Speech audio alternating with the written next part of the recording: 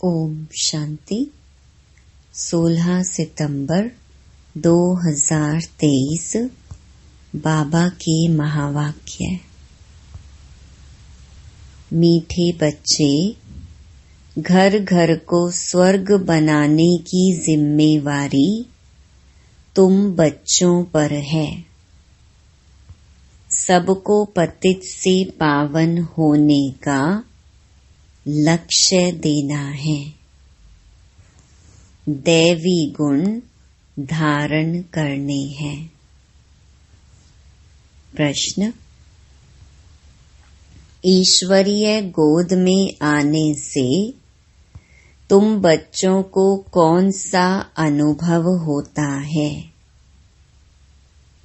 उत्तर: मंगल मिलन मनाने का अनुभव ईश्वरीय गोद में आने वाले बच्चों को होता है।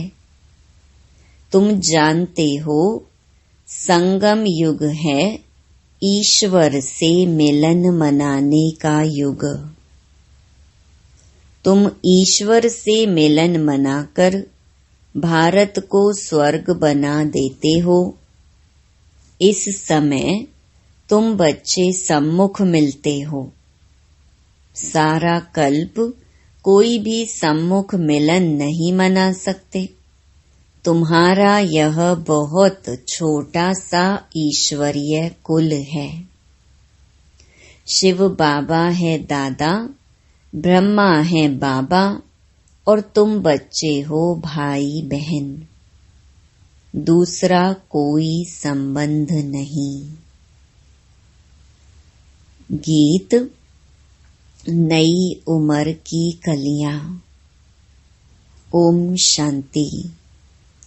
बाबा जब आते हैं तो पहले कुछ समय साइलेंस में बैठना चाहिए, क्योंकि पहले पहले दान दिया जाता है याद का। याद से ही पतितों को पावन बनाना है। तुम बच्चे दान दे रहे हो और ले रहे हो। बाप आकर कांटों से कलियां बनाते हैं, फिर कलियों से फूल बनते हैं। तुम जानते हो, हमारी सर्विस ही है हरेक को स्वर्ग के लायक बनाना। जैसे तुम बच्चे बन रहे हो, बाप आकर पहले हेल्थ पीछे वेल्थ देते हैं। पहले शांति फिर सुख। वास्तव में सुख दोनों में है। तुम बच्चों को सुख और शांति दोनों चाहिए, और जो सन्यासी आदि हैं वह सिर्फ शांति चाहते हैं। सन्यासी सुख नहीं चाहते हैं, सुख तो वह दे ना सके। अगर शांति देवें तो भी अल्पकाल क्षण भंगुर सुख के लिए।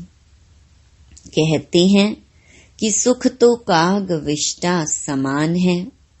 सन्यासी बहुत करके शांति चाहते हैं मुक्ति के लिए।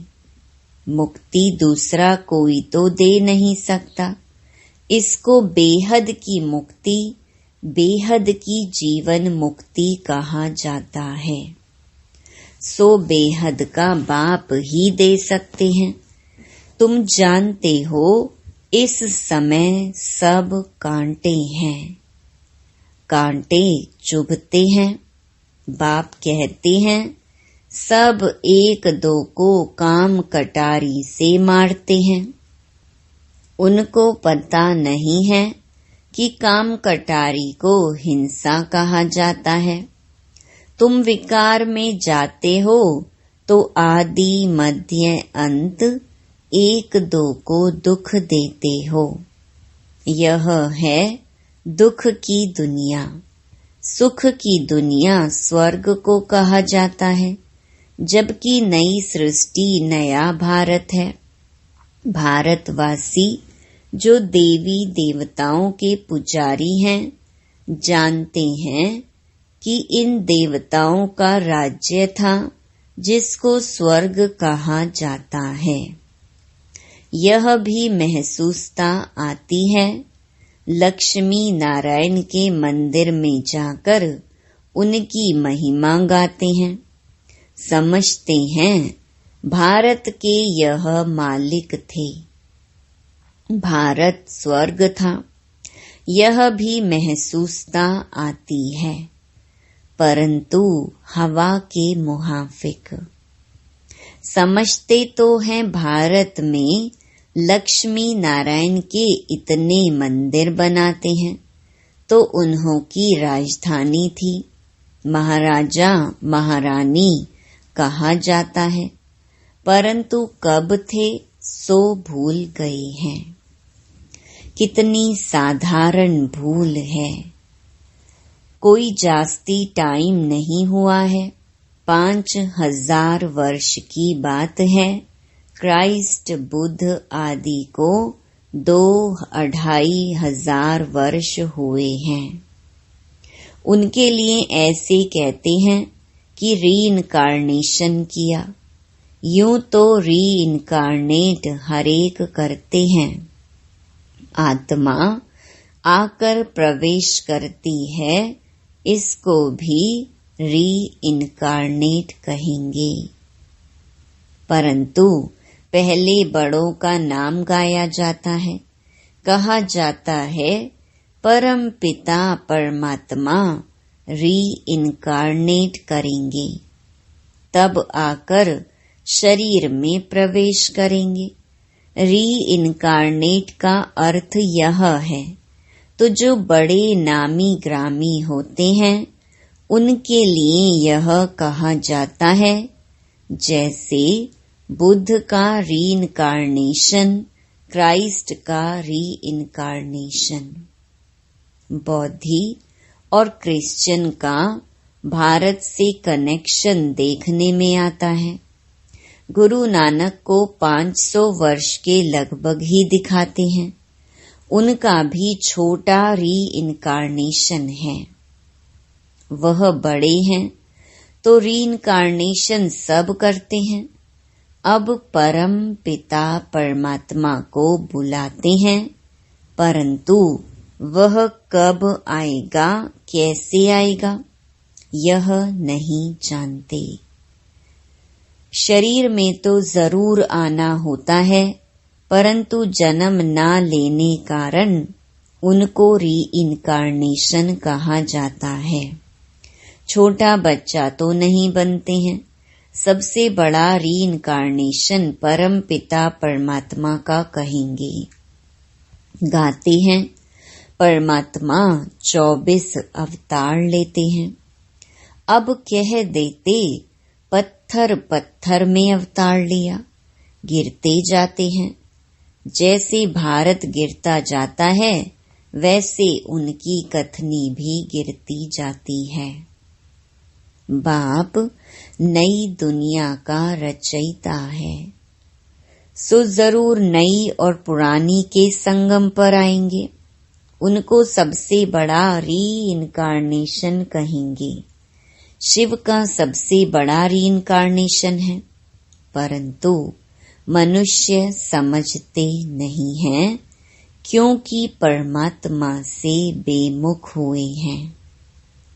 निराकार से परिचित जरूर हैं, परंतु वह यह नहीं जानते कि परमात्मा कब आते हैं, क्या आकर करते हैं।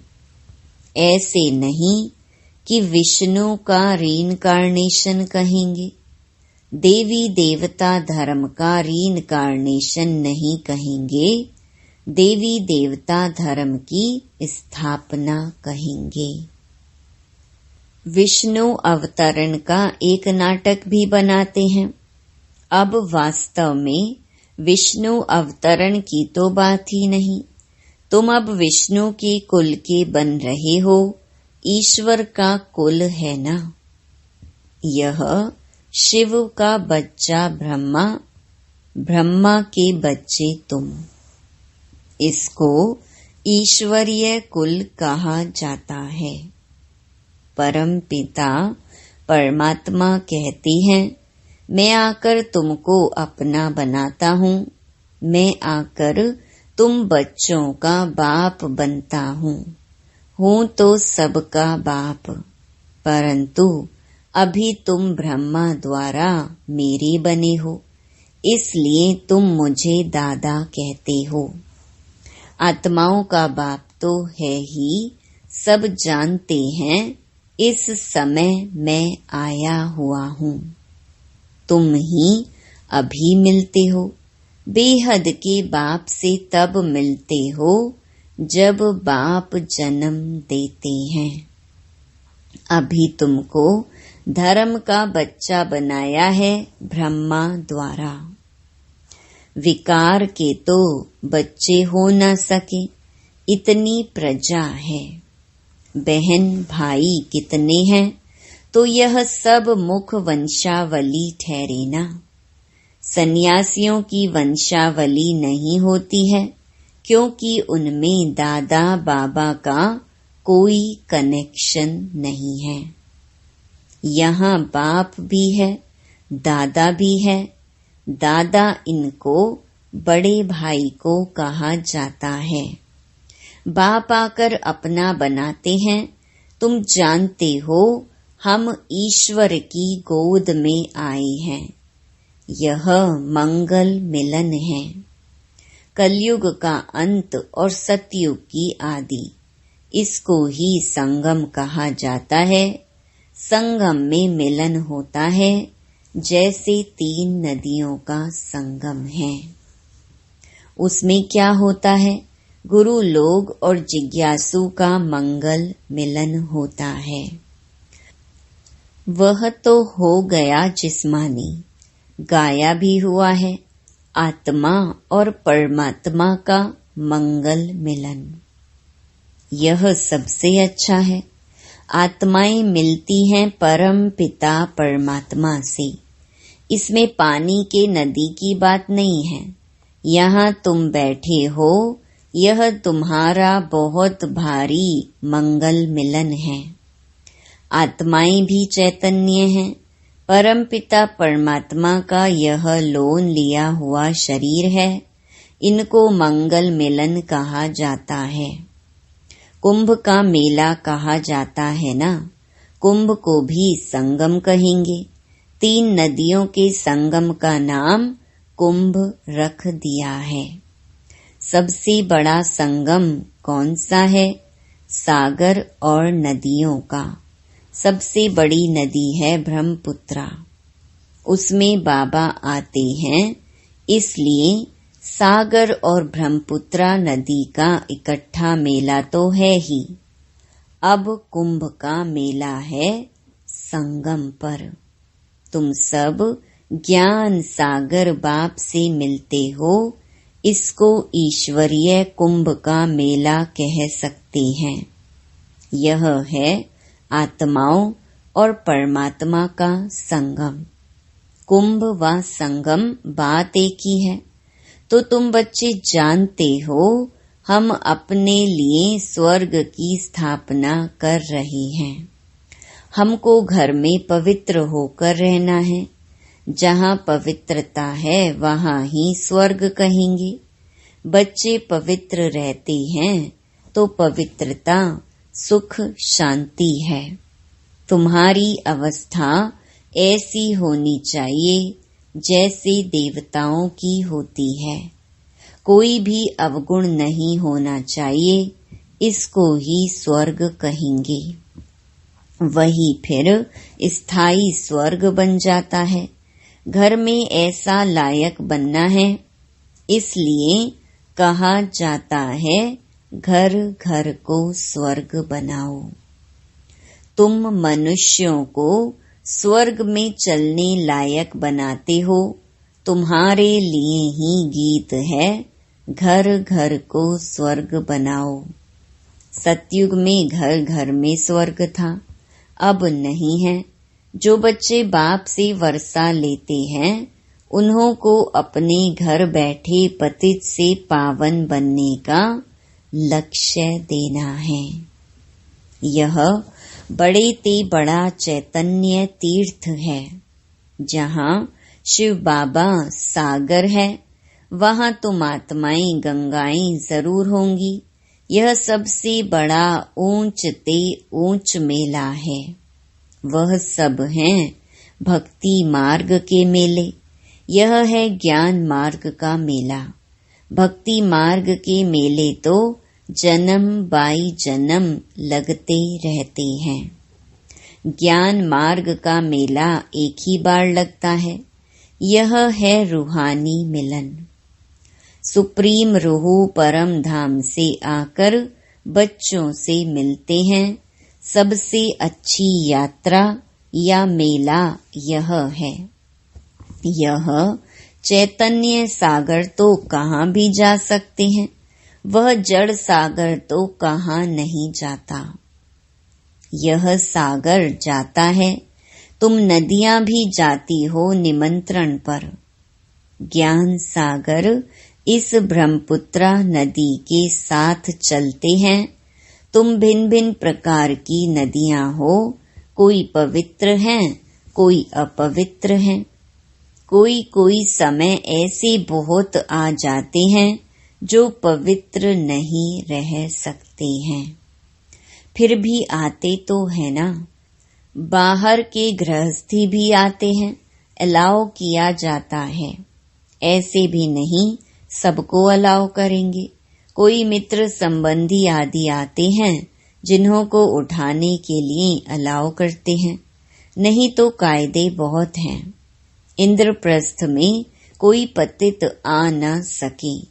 कोई भी पंडा व सब्ज परी आदि कोई भी पतित को साथ में ले आ नहीं सकती।